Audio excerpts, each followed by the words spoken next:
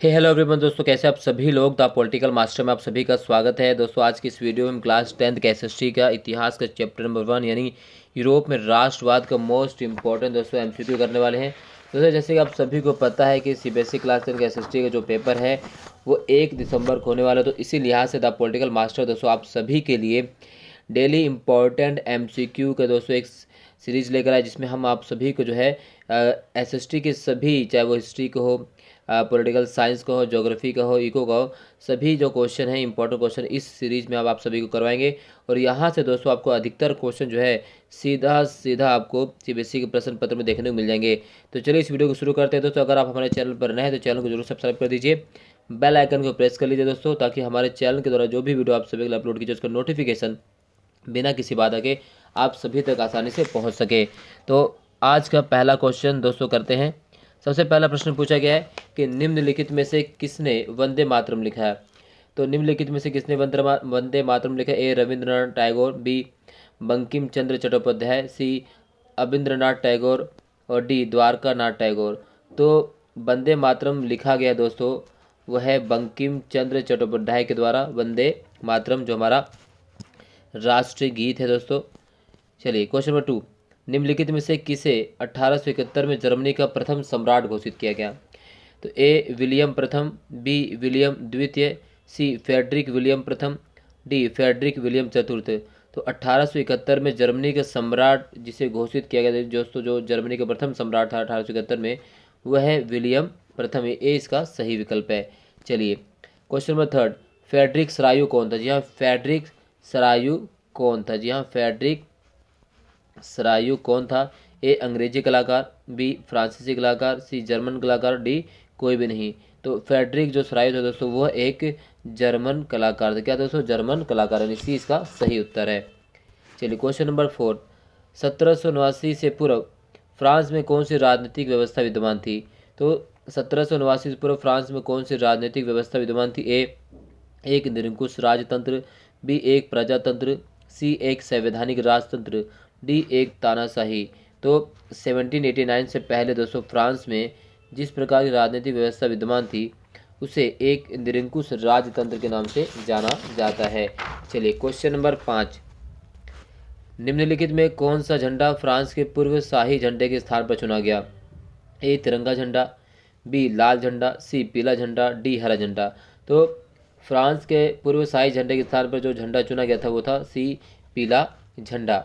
चलिए प्रश्न नंबर 6, क्रांति के पश्चात प्रांत में एक यानी प्रांत में क्रांति के पश्चात फ्रांस में, जी हाँ, फ्रांस में एक नया झंडा अपनाया गया। तो यहाँ पर प्रांत नहीं दोस्तों, फ्रांस, ठीक है, फ्रांस में एक नया झंडा अपनाया गया। इसके बारे में निम्नलिखित में कौन सा चयन या कथन ठीक है? चलिए क्वेश्चन कौन कौन से?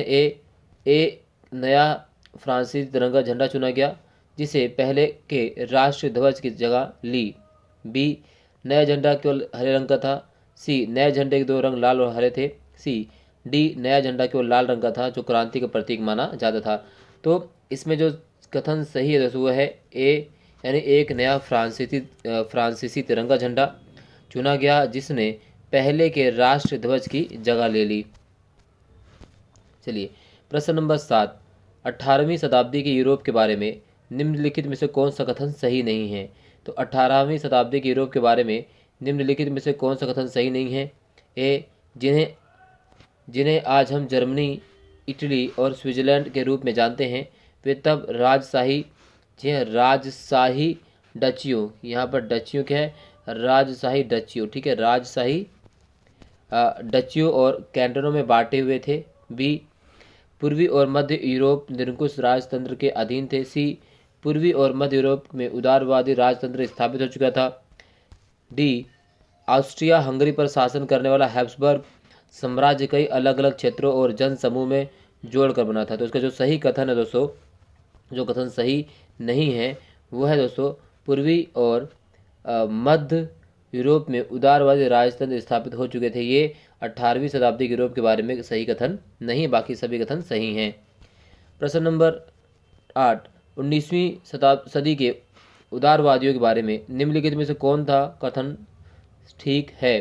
तो 19वीं सदी के उदारवादियों के बारे में निम्नलिखित में से कौन सा कथन ठीक है? ए उदारवादी पादरी वर्ग के विशेष अधिकार के पक्ष में थे। बी, उदारवादी सहमति से बनी सरकार पर जोर नहीं देते थे। सी, उदारवादी संविधान और संसदीय सरकार के पक्षधर नहीं थे। डी, उदारवादी निजी संपत्ति के स्वामित्व की अनिवार्यता पर बल देते थे। ए, तो इसका अगर हम बात करें कि 19वीं सदी के उदारवादियों के बारे में निम्नलिखित में से कौन सा कथन ठीक है, तो जो उदारवादियों के संबंध में कौन सा कथन ठीक है वो है, अगर हम बात करें दोस्तों तो इसका कथन जो है डी सही है, जिसमें उदारवादी निजी संपत्ति के स्वामित्व की अनिवार्यता पर बल देते थे। तो ये 19वीं शताब्दी उदारवादी थे, यानी डी इसका सही उत्तर है। चलिए अगला प्रश्न, निम्नलिखित में से कौन सा कथन जलविरायन यानी जलविरायन के विषय में ठीक है, तो कौन सा कथन जलविरायन के विषय के ठीक है। पहला, जलविरायन का निर्माण फ्रांस की पहल पर किया गया। बी, जलविरायन का निर्माण ऑस्ट्रिया की पहल पर किया गया। सी, जलविरायन का निर्माण प्रसा की पहल पर किया गया। डी, उपयुक्त में से कोई भी नहीं। इसका जो सही कथन है दोस्तों है सी, यानी जलविरायन का निर्माण प्रसा की पहल पर किया गया था। जलविरायन एक जर्मन शुल्क संघ था। क्या था दोस्तों? एक जर्मन शुल्क संघ। प्रश्न नंबर 10, फ्रेडरिक सरियू के कल्पना दर्श का निम्नलिखित में से कौन सा उद्देश्य था। तो फ्रेडरिक सरियू के कल्पना दर्श का निम्नलिखित में से कौन सा उद्देश्य था, वो है ए, जनतांत्रिक और सामाजिक गणतंत्र के सपनों का संसार। बी, उसका आधुनिक प्रजातंत्रों का सपना। सी, आधुनिक सरकारों का सपना। डी, आधुनिक संसार में परिवर्तनों का सपना, यानी आधुनिक संसार में परिवर्तनों का सपना। तो अगर इसका जो सही कल्पना दर्श के उद्देश्य के माने दोस्तों, तो फ्रेडरिक सरियू का जो कल्पना दर्श था वो उसका सही था, जनतांत्रिक और सामाजिक गणतंत्र के सपनों का संसार। ये इसका सही विकल्प है। प्रश्न नंबर 11, निम्नलिखित कथनों में से राष्ट्रवाद की पहली स्पष्ट अभिव्यक्ति के संबंध में कौन सा कथन सही है। तो राष्ट्रवाद की पहली स्पष्ट अभिव्यक्ति के संदर्भ में जो कथन सही है वह दोस्तों, राष्ट्रवाद की जो पहली स्पष्ट अभिव्यक्ति जो है वो है 1789 यानी फ्रांसीसी क्रांति के साथ, उसी इसका सही विकल्प है दोस्तों। निम्नलिखित में से किस राजनीतिज्ञ ने नीचे दी गई टिप्पणी दी गई थी। तो वो राजनीतिज्ञ कौन है जिसने टिप्पणी दी है, जब फ्रांस छींकता है तो बाकी यूरोप को सर्दी जुकाम हो जाता है। तो दोस्तों जब फ्रांस सीखता है तो बाकी यूरोप को सर्दी जुकाम हो जाता है, ये कथन कहा था मैटरनिख ने। क्या किसने कहा दोस्तों? मैटरनिख ने। तो ये कथन कहा था मैटरनिख ने, जब फ्रांस सीखता है तो बाकी यूरोप को सर्दी जुकाम हो जाता है। चलिए नेक्स्ट प्रश्न नंबर 13, 1882 में डैश की संधि ने यूनान को एक स्वतंत्र राष्ट्र की मान्यता दी थी। तो 1882 में संधि की गई दोस्तों जिसने यूनान को स्वतंत्र मान्यता दी, वो है कुस्तुतुनिया की संधि। ए इसका सही उत्तर है। चलिए नेक्स्ट क्वेश्चन, 1815 में ब्रिटेन, रूस, प्रसा और ऑस्ट्रिया के प्रतिनिधि डैश से मिले। इस सम्मेलन की मेजबानी ऑस्ट्रिया के चांसलर ड्यूक मेटरनिख ने की थी। तो 1815 में ब्रिटेन, प्रसा और ऑस्ट्रिया के जो प्रतिनिधि वो किससे मिलते हैं वियना में मिले, और इस सम्मेलन की मेजबानी ऑस्ट्रिया के चांसलर ड्यूक मेटरनिख ने की थी। तो वियना में कहाँ मिले थे? वियना सम्मेलन 1815, ठीक है, नेपोलियन की हार के बाद। 1815 में नेपोलियन की हार के बाद गठित यूरोपीय सरकारें डैश की भावना से उत्प्रेरित थी या प्रेरित थी। तो 1815 में नेपोलियन की हार के बाद जो यूरोपीय सरकारें थी वो रूढ़िवाद की भावना से प्रेरित थी। किसकी भावना से प्रेरित थी दोस्तों? वो है रूढ़िवाद। चलिए क्वेश्चन नंबर 16, डैश जर्मन राष्ट्र का नारी छवि रूपक थी। तो जर्मन राष्ट्र का अगर नारी छवि रूपक की बात करें तो है जर्मेनिया। तो दोस्तों जर्मेनिया जो है जर्मन राष्ट्र का नारी छवि रूपक थी, जर्मेनिया। चलिए नेक्स्ट क्वेश्चन, प्रश्न नंबर 17, मैथ्सनी ने डैश नामक एक गुप्त संस्था की स्थापना की ताकि अपने उद्देश्य की पूर्ति कर सके। तो मैथ्सनी द्वारा जिस गुप्त संस्था की स्थापना की थी वो है यंग इटली। यंग इटली और यंग यूरोप जो है दोस्तों मैथ्सनी ने इसकी स्थापना की थी, ठीक है, जोसेफ मैथ्सनी। चलिए नेक्स्ट, 9 जनवरी 1871 में वारसाई में हुए एक समारोह में प्रसा के राजा डैश को जर्मन सम्राट घोषित किया गया। यानी 9 जनवरी 1871 में वारसाई में हुए एक समारोह में प्रसा के राजा को जर्मन सम्राट घोषित किया गया। तो वो प्रसा के राजा थे काइजर विलियम प्रथम, यानी ए काइजर विलियम प्रथम, ठीक है। नेक्स्ट, फ्रांस में स्टेट जनरल का नाम बदलकर डैश कर दिया गया। तो फ्रांस में स्टेट जनरल का नाम बदलकर दोस्तों क्या कर दिया गया था? नेशनल असेंबली कर दिया गया था। प्रश्न नंबर 20, जलविरायन की स्थापना किस वर्ष की गई? तो जलविरायन की स्थापना की अगर हम बात करें तो जलविरायन की स्थापना की गई थी 1834 में, 1834 में, जो कि एक जर्मन शुल्क संघ था। प्रश्न नंबर 21, वियना की संधि निम्नलिखित में से किस वर्ष की गई? तो वियना संधि जो की गई थी 1815 में दोस्तों। कब की गई थी? 1815 में, ठीक है, 1815 में की गई। चलिए नेक्स्ट, फ्रैंकफर्ट संसद निम्नलिखित में किस तिथि को हुई थी? तो फ्रैंकफर्ट संसद जो दोस्तों हुई थी वो हुई थी 18 मई 1848 को फ्रैंकफर्ट संसद का आयोजन किया गया था। प्रश्न नंबर 23, फ्रांस में नारी रूपक को निम्नलिखित में से कौन सा नाम दिया गया? तो फ्रांस में जो नारी रूपक है उसे क्या नाम दिया गया दोस्तों? ए जार्मेनिया, बी मारियाना, सी धरती माता डी कोबिनी। तो फ्रांस में जो नारी रूपक है उसे दोस्तों क्या कहा गया है? मारियाना, यानी मारी आन, ठीक, इसे कहा गया, जैसे जर्मनी को जर्मेनिया कहा गया था। नेक्स्ट, एकीकृत इटली का राजा निम्नलिखित में से किसको घोषित किया गया? तो एकीकृत इटली का राजा घोषित किया गया था दोस्तों एमेनुअल द्वितीय को एकीकृत इटली का राजा घोषित किया गया था, ठीक है। चलिए इस तरह से अगला क्वेश्चन दोस्तों जो पूछा गया क्वेश्चन नंबर 25 वह है, यूनान की स्वतंत्रता को निम्नलिखित में से किस संधि के द्वारा मान्यता प्रदान की गई? तो यूनान की स्वतंत्रता को निम्नलिखित में से किस संधि द्वारा मान्यता प्रदान की गई? वह दोस्तों कुस्तुनतुनिया की संधि, इसी के माध्यम से यूनान को स्वतंत्रता प्रदान की गई थी।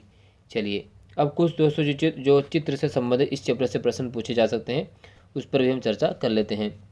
यहाँ पर एक चित्र दिखाया गया है, इस चित्र में इसमें काबुल को दर्शाया गया है जिसने प्रसा की सेना और नौकरशाही की मदद से जर्मनी के एकीकरण किया। बी, इसमें बिस्मार्क को दर्शाया गया है जिसने प्रसा की सेना और नौकरशाही की मदद से जर्मनी के एकीकरण किया। सी, इसमें गैरिबाल्डी को दर्शाया गया है जिसमें इटली के एकीकरण में मदद की। डी, इसमें मैसनी को दर्शाया गया है जिसने यंग इटली का निर्माण करके इटली का एकीकरण किया। तो इसको अगर दोस्तों इसमें इसके हम सही उत्तर की बात करें तो इसमें किसे दर्शाया गया है? तो दोस्तों इसमें दर्शाया गया है मैसनी को। जी हाँ, मैसनी को दर्शाया गया है जिसने यंग इटली का निर्माण करके इटली का एकीकरण किया था। चलिए नेक्स्ट क्वेश्चन देखते हैं दोस्तों। नेक्स्ट जो चित्र है उसको देख लेते हैं। इस चित्र में महिलाओं को कौन सा स्थान दिया गया था? ए, प्रथम पंक्ति में स्थान दिया गया। बी, केवल दर्शक दीर्घा में खड़े होने को दिया गया। सी, केवल दर्शक दीर्घा में बैठने की अनुमति दी गई।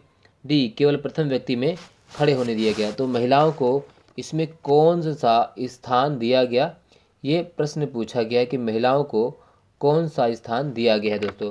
इसमें जो महिलाओं को स्थान दिया गया है वो अगर हम बात करें तो केवल दर्शक दीर्घा में बैठने की अनुमति दी गई थी जो संसद का निर्माण किया गया था, ठीक है। तो इसमें केवल दर्शक दीर्घा में बैठने की अनुमति महिलाओं को मिली थी। चलिए अब नेक्स्ट क्वेश्चन की बात करते हैं। फ्रेडरिक सारियो ने कितने चित्रों की श्रृंखला बनाई है? तो फ्रेडरिक सारियो ने 2 चित्रों की, 3 चित्रों की, 4 चित्रों की और 5 चित्रों की। तो दोस्तों जो फ्रेडरिक सारियो है उसने कितने चित्रों की जो है श्रृंखला बनाई है? तो फ्रेडरिक सारियो की अगर हम बात करें तो फ्रेडरिक सारियो द्वारा कितने चित्रों की श्रृंखला बनाई गई थी? तो फ्रेडरिक सारियो ने दोस्तों जो है उसने 2 चित्रों की श्रृंखला बनाई है, ठीक है। ये आपको बताना है। देखो यहाँ पर 2 चित्रों की श्रृंखला फ्रेडरिक सारियो ने बनाई थी। चलिए और नेक्स्ट अगर हम बात करें तो कुछ और भी इस तरह से क्वेश्चन पूछा जा सकता है। तो ये है दोस्तों इस चैप्टर के मोस्ट इंपॉर्टेंट क्वेश्चन। वीडियो अगर आपको अच्छी लगी तो इसे प्लीज़ लाइक करें, शेयर करें। यदि आप हमारे चैनल पर नए हैं तो चैनल को जरूर सब्सक्राइब कर दीजिए, बेल आइकन को प्रेस कर दीजिए। और इस वीडियो संबंधित दोस्तों अगर कोई भी डाउट है तो प्लीज़ कमेंट बॉक्स में कमेंट करके पूछ लीजिएगा, आप सभी का जवाब दिया जाएगा। और इसके नेक्स्ट वीडियो में दोस्तों हम जो बात करने वाले हैं आपका हिस्ट्री का चैप्टर संवाद। तब तक के लिए बहुत बहुत धन्यवाद दोस्तों। जय हिंद।